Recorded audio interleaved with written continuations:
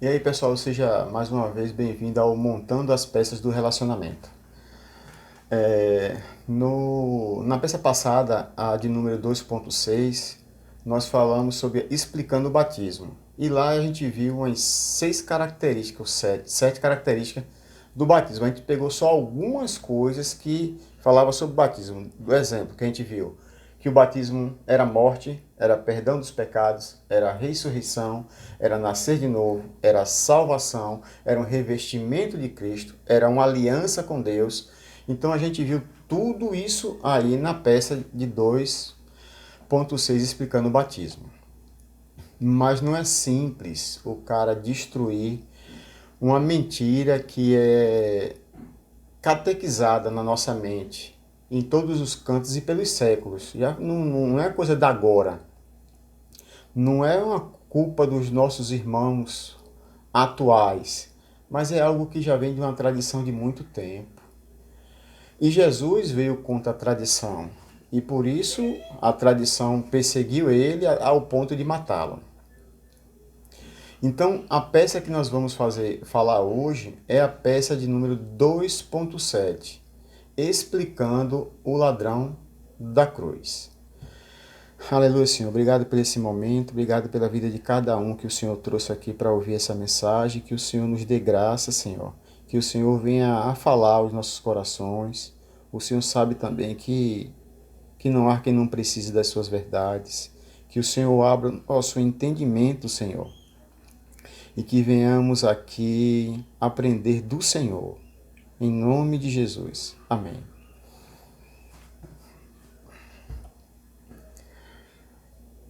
Então, a gente vai falar um pouco aqui para a gente tentar entender sobre Velha Aliança, Nova Aliança, Novo Testamento, Velho Testamento.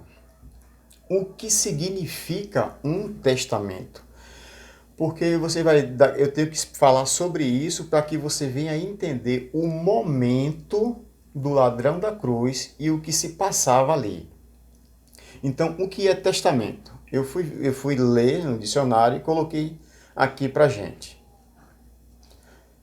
Significado de um testamento: documento comprovatório de um ato, medida a qual uma pessoa dispõe seus bens no total ou em parte para alguém depois da sua morte. Deixa algo para alguém depois da sua morte. Cristo veio para preparar a noiva dele, que é a igreja, que a gente vê aqui que é os discípulos. Antes disso tinha as leis, os profetas, né? As tribos, mas o Novo Testamento era lidar com a igreja. E a gente tem que diferenciar o momento do Senhor lidando com os judeus, com as tribos e lidando com a igreja. Mais à frente a gente vai falar muito no que diz: aos outros foram dito, a vocês, porém, vos digo. E a gente vai ver uma coisa da outra. Então, o Novo Testamento, vamos supor, se alguém faz um testamento e diz assim, tal coisa vai ficar para tal pessoa, e coloca mais ou menos uma porcentagem de 70% para um e 30% para outro. Ao longo do tempo, ele vê que aquele que ele deixou 70% é um cara meio irresponsável. E o outro filho dele que ficou com 30 é um cara muito responsável. Ele vai, chama um advogado de novo e vai fazer um novo testamento. E vai dizer assim, o que tinha 30 vai ficar com 60. E o que tinha 70 vai ficar com 40%. Quando ele morrer, o que vai valer não foi o primeiro testamento que ele fez, mas o último que foi feito. Então, o Novo Testamento, isso é muito importante você entender e se apossar das promessas que foram escritas no Novo Testamento. Então, lembrando que o Velho Testamento lidava com os judeus, com a tribo, e o Novo Testamento foi o ensino para a igreja. O Velho Testamento dizia que que deveria ter fé, né? E se submeter e circuncidar, que era a aliança com Deus. No Novo Testamento, a nova aliança é através do batismo. A gente já viu sobre isso. Mas a gente precisa refletir sobre essa mensagem, o ladrão da cruz. O ladrão da cruz. Ninguém precisa de batismo por causa do ladrão da cruz. Se brincar, o ladrão da cruz está tomando tudo. Não sei o que foi que ele roubou, mas se brincar, ele rouba a cena todinha do Novo Testamento. E a gente precisa esclarecer tudo sobre isso. Então vamos à frente. Vamos para a situação que estava ali. Primeira situação que a gente deve analisar. A situação não permitia que o ladrão que começou a crer em Cristo ali, dissesse: "Ei, pessoal, para aqui, tira a gente aqui da cruz, tira os pregos, que a gente vai descer, eu vou batizar ele, e depois a gente sobe aqui de novo e volta para a cerimônia de morte na cruz." E outra coisa que é importantíssimo lembrar, que ainda estava na velha aliança. Ainda valia até aquele momento o Antigo Testamento. Por quê? Porque a gente leu que o testamento só é válido após a morte do que aquele que fez. Então o Novo Testamento não ia atingir o ladrão da cruz, porque Cristo até aquele momento não morreu para validar o Novo Testamento. Não esqueça disso. O Velho Testamento era uma aliança que era feita através do quê? Da circuncisão. E o Novo Testamento, a aliança é feita através do quê? Do batismo. Isso a gente já falou no vídeo anterior. Outra característica, quem garantiu a salvação do ladrão da cruz não foi nenhum apóstolo, não foi nenhum discípulo, porque para eles não foi ensinado assim. Quem garantiu a salvação daquele ladrão da cruz foi Cristo Jesus, o próprio Deus. E assim ele não ensinou. Ele fez e pronto. Ele andou sobre as águas e não disse que todos vão andar sobre as águas. Ele acalmou o mar e não disse que todo mundo ia acalmar. Ele fez aquilo ali e ponto final. Ele não ensinou isso para os apóstolos. E a gente vai ver mais na frente que isso não era a prática dos apóstolos, não era o ensinamento de Cristo e não foi assim que os apóstolos fizeram. Vamos mais à frente. Agora vamos analisar um argumento humano muito usado pela tradição de homens para respaldar como a mensagem central de Cristo fosse o ladrão da cruz. Deus não faz acepção de pessoas. É um argumento muito lindo? É uma coisa muito romântica isso. Deus não faz acepção de pessoas. O problema é que essa frase que é usada para respaldar o ladrão da cruz é justamente o contrário. E a gente vai ver aqui que o que ele usou para respaldar é justamente uma acusação contra quem está dizendo isso, que Deus não faz acepção de pessoas. E a gente vai ver aqui, nos textos, o porquê de cada coisa disso aí. Essa frase de não fazer acepção de pessoas foi usado com Cornélio. Quem era Cornélio? Cornélio era um gentil, ele não era judeu, ele não tinha passado pela circuncisão e ele era um centurião romano, como fosse um capitão do exército nos dias de hoje. E o Senhor falou com relação a ele, mas vamos lá o que diz. Jesus, até o momento, quando estava andando com os discípulos, Jesus não tinha batizado nem acolhido para estar no seu ministério nenhum gentio. Porque ele mesmo disse que a salvação vinha pelos judeus. E os judeus é que tinham aliança com o Senhor, que era através da circuncisão. E já o batismo é uma aliança, e já na nova aliança é o batismo, que é uma aliança feita com Cristo, através do batismo. Então, até aquele momento, Jesus não tinha batizado nenhum gentio. E Pedro seria o primeiro a batizar um gentio. E assim o Senhor preparou tudo para esse batismo. E veja como foi. Em Atos 10, o capítulo 10, a gente vai ler todo porque tudo isso aqui é importante, mas vai ser rápido. Havia em Cesareia, que era uma cidade, um homem chamado Cornélio, um centurião do regime conhecido como italiano. Ele e toda a sua família era piedoso, temente a Deus, dava muitas esmolas ao povo e orava continuamente a Deus. Certo dia, por volta das 3 horas da tarde, ele teve uma visão. Viu claramente um anjo de Deus que se aproximava dele e dizia: Cornélio. Atemorizado, Cornélio olhou para ele e perguntou: Quem és, Senhor?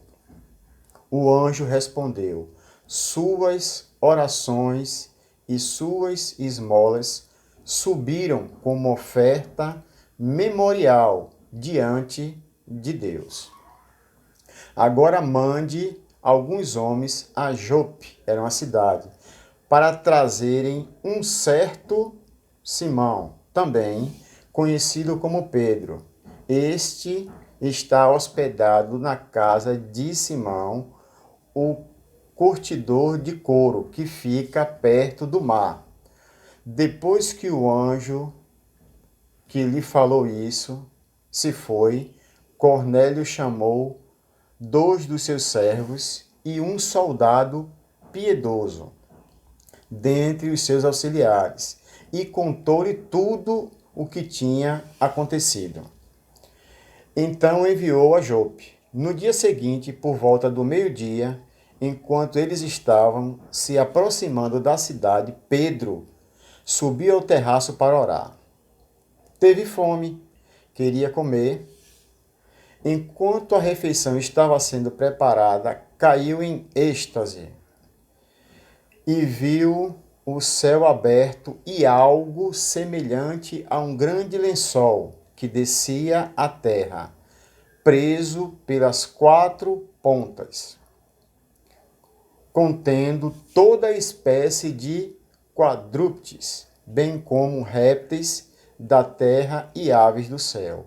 Então uma voz lhe disse: Levante-se, Pedro, mate e coma. Mas Pedro respondeu: De modo algum, Senhor. Imagina. O Senhor diz algo, ele diz: De modo algum, Senhor. Pedro. Jamais comi algo impuro ou imundo. A voz falou segunda vez: Não chame impuro ao que Deus purificou. Isso aconteceu 3 vezes. Eita, Pedro. E em seguida o lençol foi recolhido ao céu. Quando Pedro estava refletindo no significado da visão, os homens enviados por Cornélio descobriram onde era a casa de Simão e chegou à porta, chamando, perguntando se ali estava hospedado Simão, conhecido como Pedro. Enquanto Pedro ainda estava pensando na visão, o Espírito disse: Simão, 3 homens estão aqui procurando por você. Portanto, levante-se e desça, e não hesite em não ir com eles, pois eu os enviei. Versículo 21. Pedro desceu e disse aos homens: Eu sou quem vocês estão procurando. Por que motivo vieram? Pedro ainda não tinha entendido a visão, então perguntou por que motivo vieram. Os homens responderam: Viemos da parte do centurião Cornélio. Ele é um homem justo, temente a Deus, respeitado por todo o povo judeu. Um anjo do Senhor disse que chamasse a sua casa para que ouça o que você tem para dizer. Pedro os convidou para entrar e o hospedou. No dia seguinte, Pedro partiu com eles, e alguns dos seus irmãos de Jope o acompanharam. Pedro foi e levou alguns discípulos com eles também. No outro dia chegaram a Cesareia, Cornélio os esperava, com os seus parentes e amigos mais íntimos que tinha convidado. Cornélio sentiu aquilo de Deus e disse: não quero só para mim não. Chama meus parentes, chama meus amigos mais próximos, todo mundo vai ouvir. Versículo 25. Quando Pedro ia entrando na casa de Cornélio, Cornélio se dirigiu-se a ele, a Pedro, e prostou-se aos seus pés, adorando. Mas Pedro o fez levantar, dizendo: levante-se, sou homem como você. Conversando com ele, Pedro entrou e encontrou ali reunida muitas pessoas. E lhe disse: vocês sabem muito bem que é contra a nossa lei um judeu se associar a um gentil, ou mesmo visitá-lo. Pedro ainda estava no meio disso no coração dele, porque a tradição é algo muito forte. Assim como o ladrão da cruz, para alguns na ministração, se tirar o ladrão da cruz parece que perdeu o sentido. Jesus não tem muito sentido sem o ladrão da cruz. Vamos adiante. Mas Deus me mostrou que não se devia chamar impuro ou imundo homem nenhum. Por isso, quando fui procurado, vim sem qualquer objeção. Vim sem qualquer objeção porque o Espírito falou: vá e não hesite nem no ir, viu, Pedro? Aí ele disse: eu vim sem qualquer objeção. Posso perguntar por que vocês mandaram me buscar? Aí Cornélio começa a falar. Versículo 30. Cornélio respondeu: há 4 dias eu estava em minha casa orando. A esta hora, às 3 da tarde, de repente, colocou-se diante de mim um homem com roupas resplandecentes e disse: Cornélio, Deus ouviu suas orações e lembrou das suas esmolas. Mande buscar em Jope Simão, chamado Pedro. Esse está hospedado na casa de Simão, outro Simão, né? Curtidor de couro, que mora perto do mar. Assim mandei buscar imediatamente. E foi bom que tenham vindo. Agora estamos todos aqui na presença de Deus para ouvir o que o Senhor mandou nos dizer. Então Pedro começou a falar. Versículo 34. Então Pedro começou a falar. Agora que ele percebia, verdadeiramente, que Deus não trata as pessoas com parcialidade, mas todas as nações aceita todos aqueles que o temem e faz o que é justo. Vocês conhecem a mensagem enviada por Deus ao povo de Israel, que fala das boas novas da paz por meio de Jesus Cristo, Senhor de todos. Essa era a pregação que Pedro começava a fazer. Não era qualquer pregação. Ele começava a falar sobre isso. Vocês conhecem a mensagem? Aí ele começava a falar. Sabe o que aconteceu em toda a Judéia, começando na Galileia, depois do batismo que João pregou? Como Deus ungiu a Jesus de Nazaré com Espírito Santo e poder, e com ele andou por toda parte fazendo bem e curando a todos os oprimidos do diabo, porque Deus estava com ele. Olha a pregação. Nós somos testemunhas de tudo o que ele fez na terra dos judeus em Jerusalém, onde o mataram. suspendendo no madeiro. Deus, porém, o ressuscitou no terceiro dia e fez que ele fosse visto, não por todo o povo, mas por testemunhas que designaram de antemão, por nós que comemos e bebemos com ele depois da ressurreição dos mortos. Ele nos mandou pregar ao povo e testemunhar que aquele a quem Deus constituiu juiz dos vivos e dos mortos. Todos os profetas dão testemunho dele, de que todo aquele que nele crê receba o perdão dos pecados mediante o seu nome. Enquanto Pedro ainda estava falando essas palavras, o Espírito desceu sobre todos que ouviam a mensagem. Pedro ainda estava pregando, estava no meio da pregação. Isso era normal do Espírito descer antes do batismo? Não. Não. Com os apóstolos, Cristo batizou e mandou ele esperar a vinda do Espírito Santo. Jesus foi, o Espírito veio. Quando o Espírito veio, Pedro falou para aqueles que queriam se converter: arrependam, sejam batizados e recebam o Espírito Santo. Mas por que o Espírito Santo desceu antes do batismo aqui? A gente vai ter que entender isso aqui. Pedro mesmo vai dizer.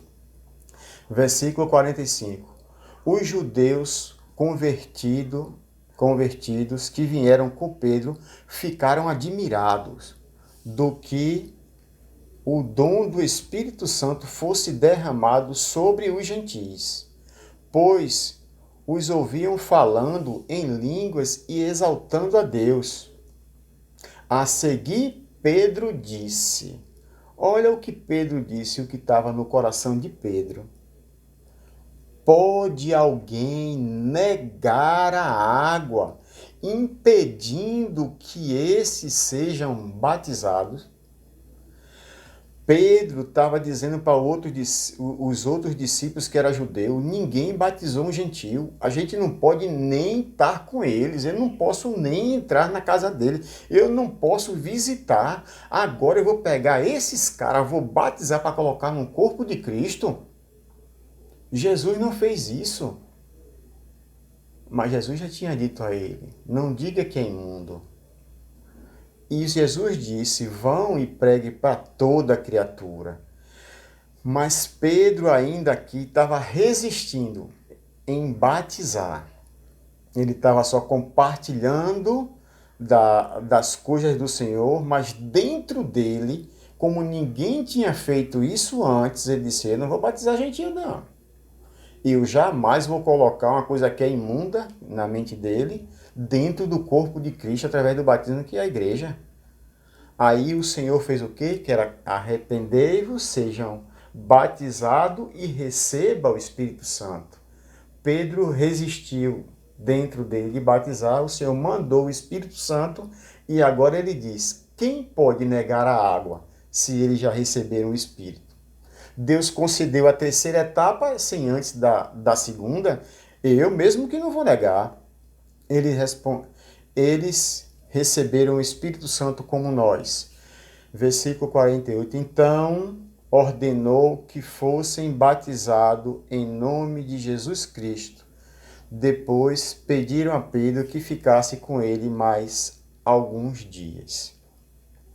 Então, o Deus não faz acepção de pessoas e negar o batismo é justamente o contrário, porque o Deus não faz acepção de pessoas, é para todo aquele que crê ser batizado, que não precise de dizer assim, não, nós não vamos batizar, mas Deus o aceitou, mas nós é que não aceitamos. Nós vamos sondar o coração dele E se ele der frutos de arrependimento, de analisar, depois que a gente sondar, a gente vê se batiza. Ele vai passar pelo curso de 6 meses, vai fazer a inscrição, mas só vai fazer a inscrição quando fechar uma turma de 30 pessoas e que estiver numa sala. A gente vai chamar o fotógrafo junto com o ônibus, todo mundo de brancozinho, bonitinho, organizado.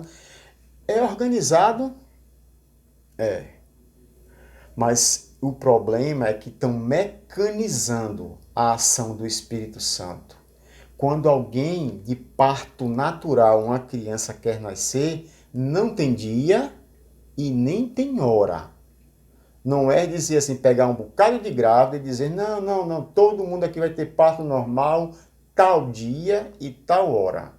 E eu vou dar um curso de como vocês serem mães. Não dá para se mecanizar a ação do Espírito Santo, não.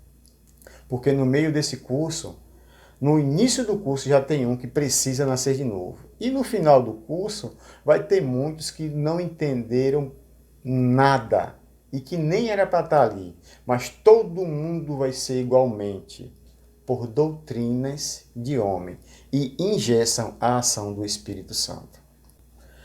E lá na frente, você vai ver que essa mesma rejeição que tinha Pedro de resistência, de não lidar muito com o gentil, mate e coma e não chame impuro e tal, Pedro ficava com os gentis que foram convertidos até chegar aos judeus. Quando os judeus chegavam no meio da reunião, ele fazia tipo uma panelinha. Ele ficava com os judeus e deixava os gentis. O Senhor, sabendo disso, não discutiu muito mais com Pedro, não. Mate e coma, não chame impuro. Pela terceira vez, o Senhor disse, Pedro, tá bom. Obrigado aí, Pedrão. Eu vou chamar Paulo, que era Saulo, da cidade de Tarso. Ele vai cair, eu sei que ele perseguiu a igreja. Eu sei que ele estava lá no meio da alguns que estavam matando alguns discípulos. Eu vou levantar. E ele vai pregar para o gentio. Valeu, Pedrão. E Paulo lá na frente chama a atenção de Pedro. Não foi para isso que o Senhor nos chamou.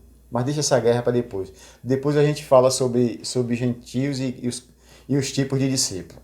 Mas tem irmãos que quer respaldar, ele mecanizou uma coisa na mente, ele não quer abrir mão. Aí para esse irmão que só fica, Deus não faz acepção, eu vou fazer só uma pergunta. Se você tem certeza que Deus não faz acepção de pessoa, tem convicção disso, por que quando a pessoa crê você nega o batismo? Não vamos batizar. Vamos sondar o coração dele, vamos avaliá-lo. Você acabou de dizer que Deus não faz acepção. Você não é representante de Deus? Por que está fazendo? O Senhor não falou, o Senhor não é Senhor. Aquele que crê e for batizado será salvo. Ele não creu? Você disse que ele não faz acepção? Batize o cara.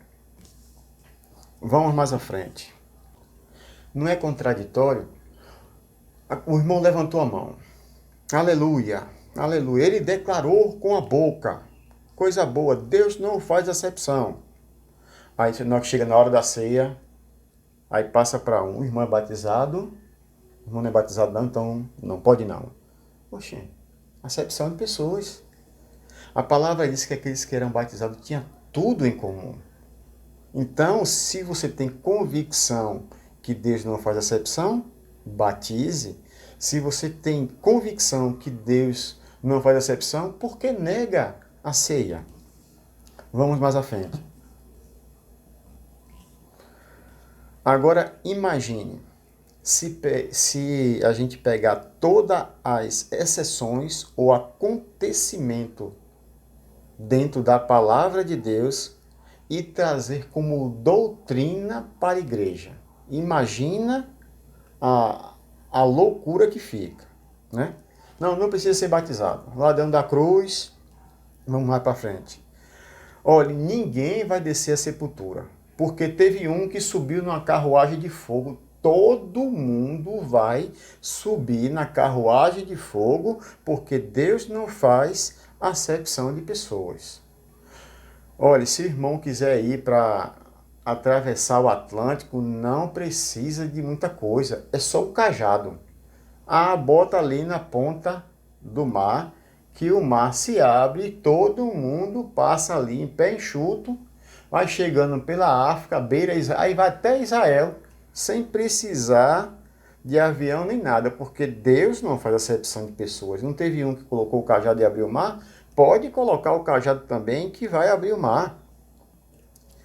Quem tiver com sede, não precisa comprar água. Tem uma rocha, tem um pedacinho de pedra aí, bata na pedra que vai sair água, que vai sair a água da rocha. Imagina se fosse pegar todas as exceções e tornar uma prática.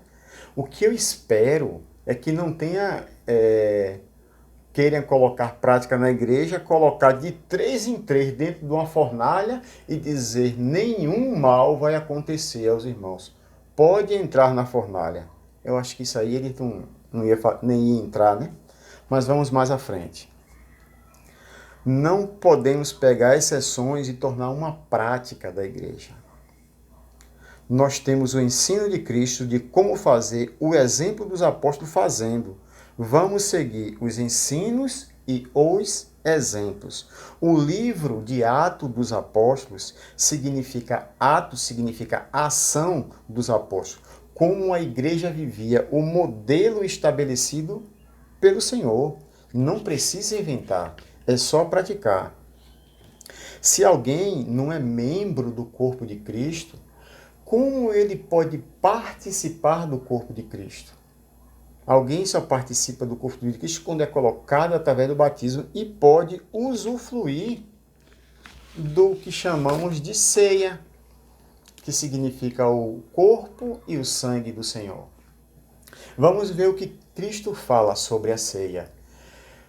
No livro de João, capítulo 6, no versículo 53 ao 56. Olha a garantia que Cristo dá.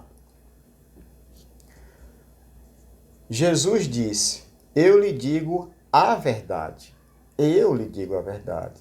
Se alguém não comer a carne do Filho do Homem e não beber o seu sangue, carne e sangue, pão e vinho, está falando da ceia, e não comer o seu sangue, não tem vida em si mesmo. Todo aquele que come a minha carne e bebe o meu sangue tem a vida eterna, e eu o ressuscitarei no último dia. Pois a minha carne é verdadeiramente comida, e o meu sangue verdadeiramente bebida. Todo aquele que come a minha carne e bebe o meu sangue permanece em mim e eu nele. Permanece em mim e eu nele. Uma aliança com o Senhor. Isso ele falou para quem ceia. E ele ressuscita no último dia. Aquele que levantou a mão, ceia. Aquele que declarou com a boca, ceia. Então vocês estão garantindo a ressurreição para alguém que Cristo não garantiu. Ou Cristo é mentiroso, ou você está totalmente equivocado com os ensinamentos do Senhor. E pior, é complicado, porque Jesus diz assim em Mateus 23, vocês percorrem, aí ele fala, terra e mar para fazer um convertido. E quando conseguem, tornam um convertido, filho do inferno, 2 vezes mais do que vocês. Isso não é brincadeira, não. Jesus veio buscar a sua igreja, a sua noiva, e essa aliança é feita no momento do batismo. A noiva de Cristo é todo aquele que foi enxertado no corpo de Cristo através do batismo. Então, o que é corpo? Aonde eu apertar aqui, eu sentir, o funcionamento é corpo. Agora, o que é estar junto do corpo e não seu corpo? Pronto, um relógio. Dá esse exemplo aqui. Um relógio, ele está sempre no meio da igreja, que é o corpo de Cristo, que é a noiva. Só que quando Cristo vier, A igreja, que é o corpo dele, sobe e os acessórios fica. É importante saber, eu estou no meio da igreja, mas eu sou igreja, eu fui colocado em Cristo, eu participo da ceia, eu sou participante do corpo de Cristo, eu sou um membro de Cristo ou sou um acessório, que estou sempre no meio do corpo, mas não sou corpo de Cristo. Isso é muito sério. Romanos 8, 1 e 2. Portanto, agora já não há condenação para os que estão em Cristo Jesus. Porque por meio de Cristo, a lei do Espírito de vida me libertou da lei do pecado e da morte. Em Cristo, nós somos livres do pecado e da morte. Agora vamos atentar para o que é pregado. Mas qualquer um pode chegar assim em qualquer momento e ser batizado? Depende. Depende muito do que foi pregado. Então, de certa forma, eu vejo que tem que passar um tempo, mas a partir do momento que ele entendeu, ele precisa ser batizado. A partir do momento que o próprio Espírito gerou nele a necessidade, ele precisa ser batizado. E qual tempo? É uma questão espiritual. Não tem dia e nem tem hora. Mas a gente deve prestar atenção, porque, sinceramente, eu fico muito temeroso quando eu vou num canto, fico meio agoniado com as pregações. Entramos num culto de ação de graça. Então chamamos todo mundo. Chamamos o vizinho, tal, os parentes. Muitos nunca ouviram a pregação do Evangelho. Ouviram falar uma coisinha aqui, outra coisa ali, uma coisa meio solta, ele não entende o que é propósito eterno, o que é aliança, o que Cristo fez, qual é o pecado que gera os outros pecados e que deve ser resolvido ele. Ele não entende onde ele está, o que é porta, morte e ressurreição. Ele não entende muita coisa. Ele nem sabe o que é o Cristo, ou o que tem em Cristo, e qual o pecado que ele deve resolver. Ele não sabe muita coisa. Aí ele chega lá para ouvir o culto de ação de graça. Vamos começar o culto. Eu não conhecia muito, não. Olha, aqui nós temos o irmão precioso. E foi difícil ele fazer o curso dele. E ele ficou desempregado, e foi uma luta e tal. Um irmão ajudava, outro ajudava. E ele ia de ônibus, o ônibus era lotado, e depois que ele chegava do trabalho, ele tinha que ir para o curso. E teve tempo que ele teve que encerrar o curso, mas o coração ficou apertado, e Deus moveu ele novamente para fazer o curso. E ele, com muita luta, terminou concluindo o curso dele. Hoje ele tem o certificado de teólogo e está aqui na frente para pregar para vocês, um irmão precioso e tal. Aí, quando está terminando, aí um bate no outro. Foi. O apelo. Ah, o apelo. Quem quer aceitar Jesus? Quem quer aceitar Jesus, dou-lhe uma. Quem quer aceitar Jesus, dou-lhe duas. Gente, aceitar quem? Quem é Jesus? Não porque Abraão, quando foi um monte e levou Isaque no braço para oferecer como holocausto. Porque Moisés, quando estava com o exército e passou, e o mar se abriu, e depois veio o faraó, e com o seu exército morreu afogado. E depois Ruth. Quem quer aceitar Jesus? Gente, por favor.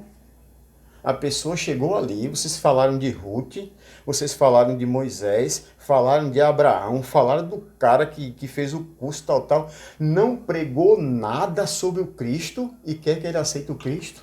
Com que você vai aceitar o Cristo? Cristo é o que cura. Eu disse, então é o médico.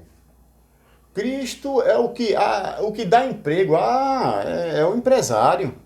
Quem é Cristo, gente? Aí quer que o cara levante a mão, que vá para a frente para declarar e tal, que agora está no céu, mas não pode ceiar. Que confusão é essa, gente? Essa não é a pregação.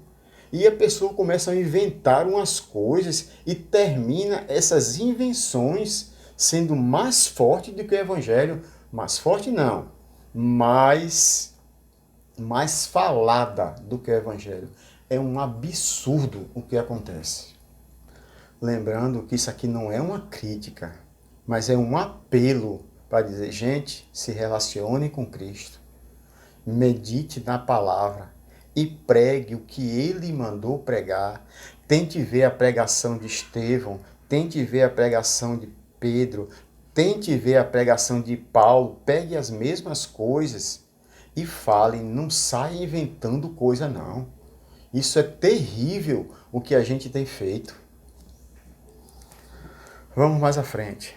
Aqueles que entendiam a mensagem do reino de Deus, do governo de Deus, sentia em si a necessidade de nascer de novo. Atos 16, do 29 ao 33, diz assim: O carcereiro pediu luz. Entrou correndo e trêmulo prostou-se diante de Paulo e Silas. Então levou-lhes para fora e perguntou. Ele não entendeu aqui do evangelho, mas ele viu uma ação. Talvez ele tenha ouvido Paulo e Silas cantando louvores, mas ele não entendia o evangelho. Senhores, o que devo fazer para ser salvo? Versículo 31. Eles responderam: creia no Senhor Jesus, será salvo tu e a tua casa. Aí todo mundo, pronto, aí, ó, crê no Senhor Jesus, será salvo tu. Peraí, calma, meu irmão. Vamos concluir aqui que esse capítulo não tem só um versículo, não. Vamos mais à frente, mantenha calma, venha entrar no clima e entender tudo o que aconteceu. Não saia atropelando as coisas, não. Calma. Versículo 32. E pregaram-lhe a palavra de Deus, e ele e todos da sua casa, naquela mesma hora da noite, o carcereiro lavou as feridas deles, e em seguida ele e todos os seus foram batizados. Eu creio sim, você crê, joia. Crê no quê? O que é que você crê? Chegaram, pregaram e depois batizaram. Vamos mais à frente. Atos 18:8. Crispo, chefe da sinagoga, era um mestre em Israel. Creu no Senhor Jesus com toda a sua casa, e muitos de Coríntio, ouvindo, criam e eram batizados. Ouvindo, criam e eram batizados. Vamos mais à frente. Atos 19:5. Quando ouviram isso, a pregação do Evangelho, foram batizados em nome do Senhor Jesus. Quando? Quando ouviram isso, foram batizados. Agora, quando ouviram a mensagem de Cristo, quando ouviram o culto de ação de graça, quando ouviram sobre Abraão, quando ouviram sobre Moisés, quando ouviram sobre Ruth, não, quando ouviram a pregação do reino, o evangelho do reino, Cristo Jesus, sua vida e sua obra. Lembrar disso. Então aqui a gente acaba com o sofisma da cruz. A gente acaba. Mas não pense que Satanás deixa de tentar, não. Ele entra de um lado, ele entra de outro.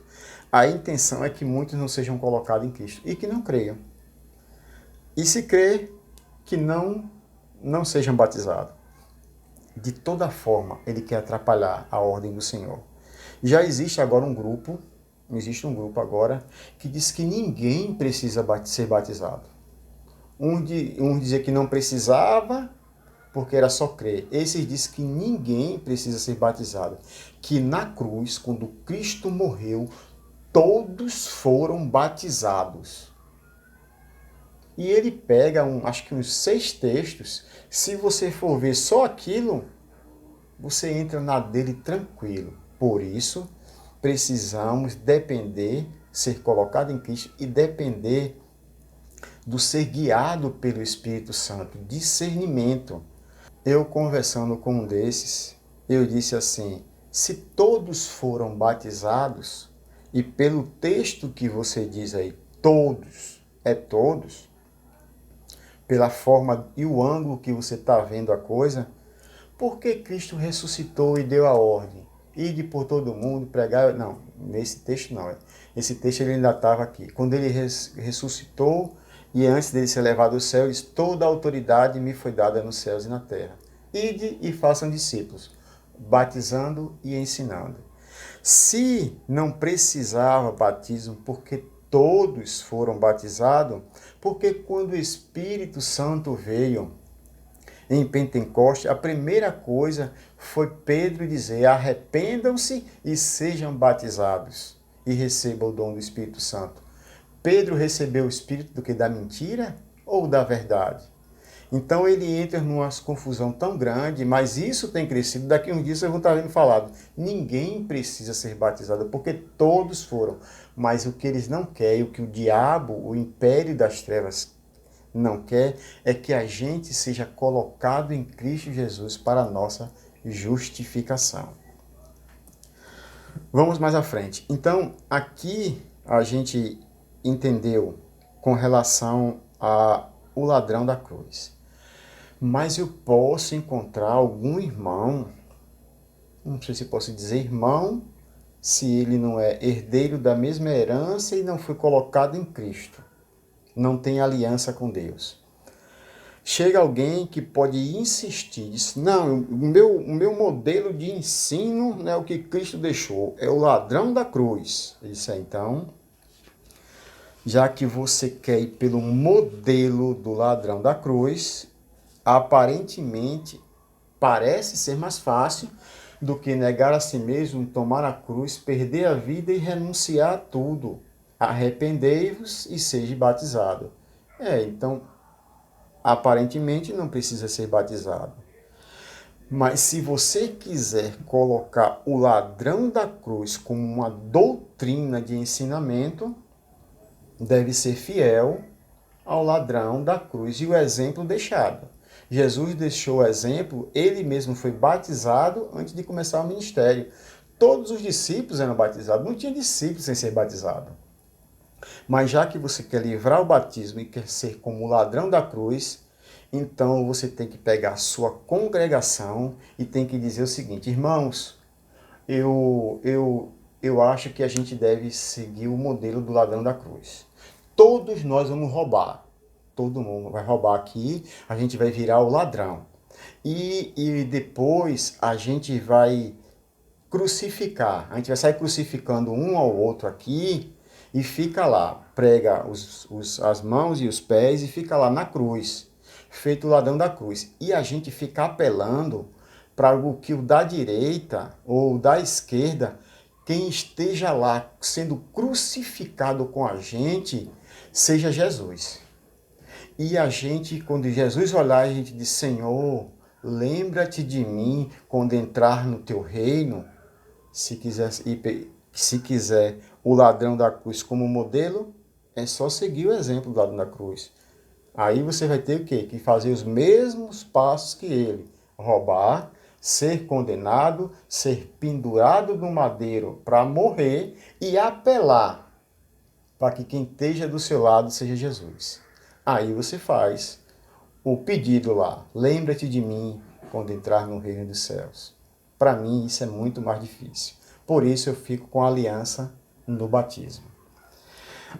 O próximo texto que a gente vai falar do montando as peças do relacionamento é a peça de número 2.8. O que devo fazer para ser salvo? Até porque uns diz, crer e ser batizado. Outros diz, quem invocar o nome do Senhor será salvo. Todo aquele que invocar o nome do Senhor será salvo. Todo aquele quem? quem falou, o que estava sendo falado e para quem estava sendo falado. Então, a nossa nova mensagem será a peça 2.8. O que devo fazer para ser salvo? Eu lhe convido, já que você está acompanhando o canal, a sempre estar sendo notificado a cada mensagem. Para isso é importante que você ative o sino. Aí sempre que sair uma mensagem, você será informado. Se você quiser fazer parte desse grupo seleto, se inscreve no canal. Se você vê que essa mensagem lhe ajudou de alguma forma e pode ajudar alguém também, compartilha. Venha com a gente. E Deus te abençoe em nome de Jesus.